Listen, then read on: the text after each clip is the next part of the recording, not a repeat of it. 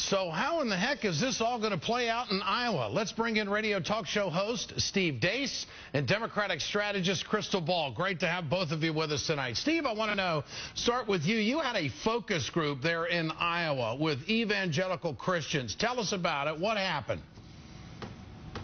Well, it means Herman Cain, if our evangelical focus group is indicative of where evangelicals in Iowa are en masse, Herman Cain and Rick Perry are toast.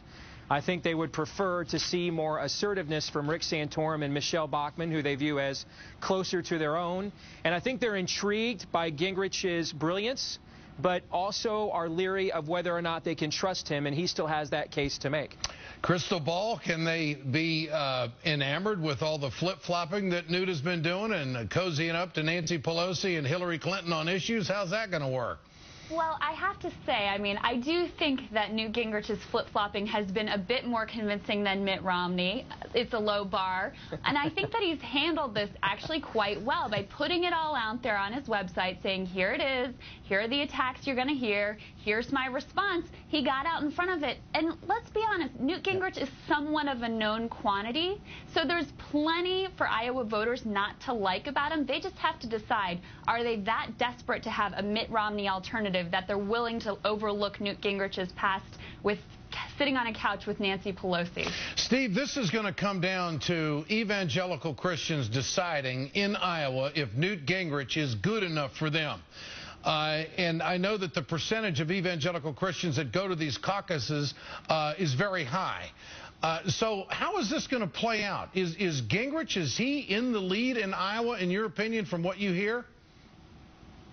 I think Gingrich is in the lead in Iowa from a mind share perspective. His organization still trails behind where Michelle Bachmann, Rick Santorum, or even Ron Paul, who has the best organization in the state. He pales in comparison organizationally to them. But as as my counterpart here said, he is such a known figure. He doesn't need the organization Rick Santorum needs. I mean, he can generate either buzz or negativity organically just by being Newt Gingrich. So he needs a better organization, but he doesn't need the monumental ground game that some of the other candidates need. You know, Crystal, if the evangelical Christians are so protrudent, so to speak, in the caucus process, and it is different when it's a caucus, why wouldn't Michelle Bachmann or Rick Santorum have a good showing in Iowa after as much time as they've spent there and how they are aligned with them ideologically and as far as faith is concerned? What about that? Well, it's really interesting this year because the candidates who have spent sort of the least time on the ground, doing the least groundwork and traditional organizing, the ones who have been sort of selling their books, have done the best. This primary has been so interesting because the debates have really mattered and have really set the tone. So I think voters in Iowa... I can answer that. Yeah, go ahead, because I was going to say voters in Iowa, they're looking for a basic level of electability that I think they're not really seeing in Michelle Bachmann and Rick Santorum. What about that, Steve? I can answer what Crystal just said. I mean, this is the familiarity breeds contempt primary. What is happening is the less voters see of candidates, the more they like. And the reason why is because what Republican primary voters, especially conservatives, are looking for is a champion. They do not want somebody that dodges the Ed Schultz show. They want somebody that comes on here, fights for their value system, and tries to play offense and convince people that the values in the Republican Party platform are what's good for America. Well, that would be Rick Santorum, because he's the only one that's been on here. Early on, Herman Cain was here. Rick Santorum got on here and talked about manufacturing and creating jobs. So I don't know. Most of the, look, you have to face it.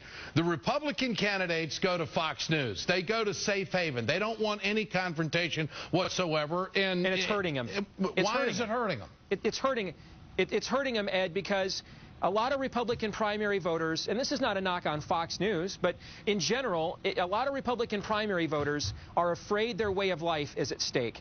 They want someone who will fight for their value system. Seeing all these campaigns up close, you know, I would not want to root for people to be unemployed in a bad economy like this, but I will tell you this. I'd take every single one of the consultants for every single one of these Republican candidates, and I'd fire them tomorrow. They have done a huge disservice to a lot of these candidates. They have taught them that it's all about playing defense. They're all playing the prevent offense. And the one thing our focus group told us last night they were tired of is they are tired of hearing how pundits like you, Ed, after every debate, talk about how no conservative has laid a glove on Mitt Romney.